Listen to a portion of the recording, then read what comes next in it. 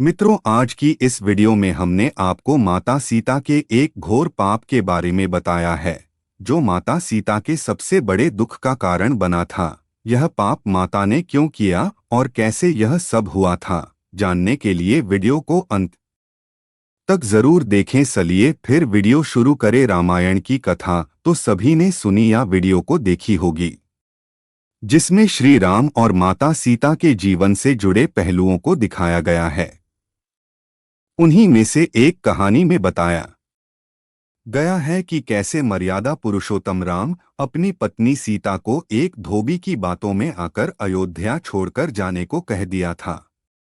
लेकिन क्या आपको पता है कि वो धोबी के रूप में जन्मा एक पक्षी था, जिसके श्राप की वजह से ही माता सीता को वन में भटकना पड़ा था। जी हाँ, आपने सही सुना, माता सीता को श्राप मिला था। आज हम आपको बताएंगे कि देवी सीता को किस पाप की सजा मिली, जो उन्हें वन वन भटकना पड़ा। धरती की कोख से जन्मी थी सीता मिथिला नगरी में जनक राजवंश राज करता था। उन्हीं में से एक राजा सीरध्वज थे। एक बार यज्ञ के लिए वो जमीन जोत रहे थे। उसी समय वहां से एक छोटी कन्या निकलती है। इस सुंदर कन्या को देखकर राजा को बहुत खुशी हुई। उन्होंने उस कन्या को अपनी पुत्री बना लिया। उसका नाम सीता रखा। एक दिन सीता अपनी सहेलियों के साथ बगीचे में खेल रही थीं। वहां उन्हें एक तोते का जोड़ा दिखाई दिया, जो बहुत ही खूबसूरत था। वे दोनों पक्षी एक पर्वत की चोटी पर बैठकर बातें कर रहे थे। पृथ्वी पर श्री राम नाम से विख्यात एक बड़े सुंदर राजा होंगे। उनकी महारानी का नाम सीता होगा।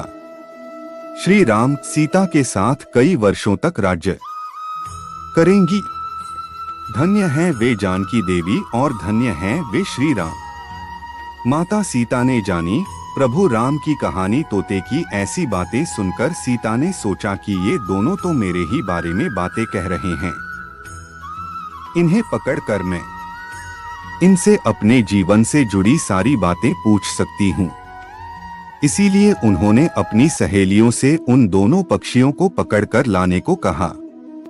उनकी सहेलियां उस पर्वत पर गईं और दोनों पक्षियों को पकड़कर ले आईं।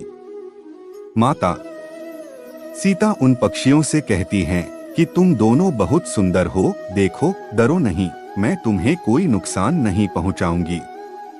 तुम बस मुझे ये बताओ कि तुम कौन हो और कहां से आए हो।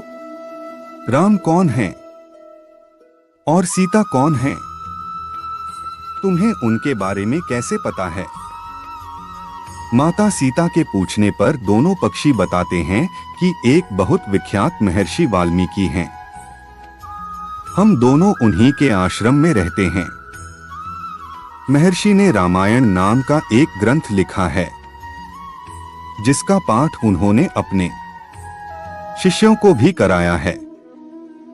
उन पक्षियों ने सीता को ये भी बताया कि इस ग्रंथ में महर्षि वाल्मीकि ने बताया है कि महर्षि ऋष्यशृंग के द्वारा किए गए पुत्रष्टि यज्ञ से प्रसन्न होकर भगवान विष्णु, राम, लक्ष्मण, भरत और शत्रुघ्न ये चार मानव शरीर धारण कर पृथ्वी पर जन्म लेंगे।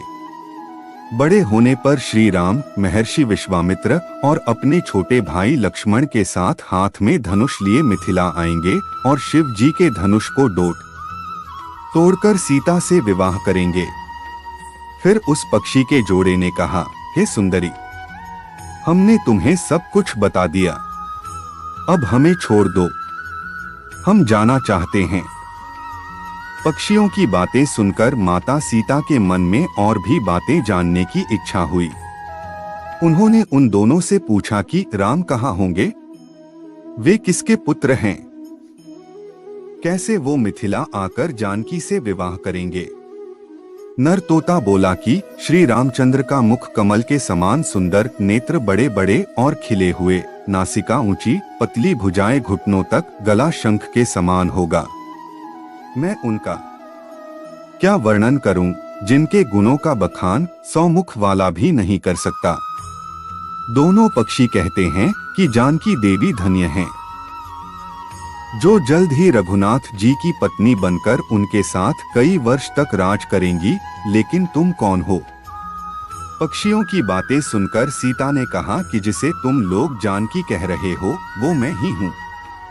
माता सीता उन्हें कहती हैं कि मैं तुम दोनों को तब ही छोड़ूंगी जब श्री राम यहाँ आकर मुझसे विवाह करेंगे। तब तक तुम दोनों आराम से मेरे घर में रह सकते हो।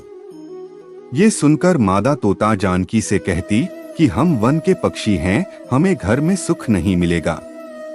मैं गर्भवती हूँ, मुझे जाने दो, मैं अपने स्थान पर जाकर बच्चे पैदा करूंगी। आप चाहें तो उसके बाद फिर से यहाँ आ जाऊंगी। उसके कहने पर भी सीता जी ने उसे नहीं छोड़ा। तब उसके पति यानी नर तोते ने कहा, सीता, मेरी पत्नी को छोड़ दो, वो गर्भवती है। जब ये बच्चों को जन्म दे देगी तब उसे लेकर मैं फिर तुम्हारे पास आ जाऊंगा। तब माता सीता ने कहा, तुम आराम से जा सकते हो, लेकिन ये मुझे बहुत पसंद है। तुम घबराओ नहीं, मैं इसकी अच्छे से देखभाल करूंगी। जब सीता ने उस मादा तोते को छोड़ने से मना कर दिया तब वो पक्षी दुखी हो गया। पक्षी दोबारा सीता जी से निवेदन करता है कि मैं अपनी पत्नी के बिना जिंदा नहीं रह सकता, इसलिए इसे छोड़ दो। माता सीता, तुम बहुत अच्छी हो, मेरी प्रार्थना मान लो। इस तरह उसने बहुत समझाया, लेकिन सीता ने उसकी पत्नी को नहीं छोड़ा। तब मादा पक्षी ने क्रोध में सीता को श्राप दिया कि अरे, जिस प्रकार तू मुझे इस समय अपने पति से अलग कर रही है, वैसे ही तुझे भी स्वयं गर्भवती की अवस्था में श्री राम से अलग होना पड़ेगा। कुछ दिन बाद पति से बिछड़ने के दुख में मादा पक्षी के प्राण निकल गए। पत्नी की मौत हो जाने पर नर पक्षी दुखी हो गया। फिर वो सीता जी से बोला कि मैं मनुष्यों से भरी श्री राम की नगरी अयोध्या में जन्म लूंगा। मेरे ही कारण तुम्हें पति के वियोग का दुख उठाना पड़ेगा। ये कहकर वो वहां से उड़ जाता है। कुछ साल बाद उसका जन्म अयोध्या में धोबी के घर हुआ। उस धोबी के कारण ही सीता जी का अपमान हुआ। उन्हें अपने पति श्री राम से अलग होना पड़ा। उस तोते का श्राप ही सीता जी के पति श्री राम से बिछड़ने का कारण बना। इसीलिए जब माता सीता गर्भवती थीं, तो उन्हें भी पति से दूर वन में रहना पड़ता है। आपने अक्सर लोगों को कहते सुना होगा कि हमें हमारे कर्मों का फल हमें यहीं मिलता है। इस कहानी से ये बात सिद्ध भी हो जाती है कि कर्म के फल से कोई भी नहीं बच सकता, फिर चाहे वो भगवान राम हो या सीता। सभी को अपने कर्मों को फल भोगना पड़ता है। तो मित्रों, उम्मीद करते हैं आपको हमारी आज की ये वीडियो पसंद आई होगी। यदि हाँ, तो नीचे कमेंट करके जरूर बताएं और ऐसी ही और भी आध्यात्मिक और धार्मिक जानकारी के लिए हमारे YouTube चैनल शुभ सनातन ज्ञान 09 को लाइक करें, सब्सक्राइब करें और फेसबुक पर देखने वाले लाइक करें हमारा फेसबुक पेज। आज के लिए बस इतना ही, इजाजत दें। आपका बहुत बहुत शुक्रिया।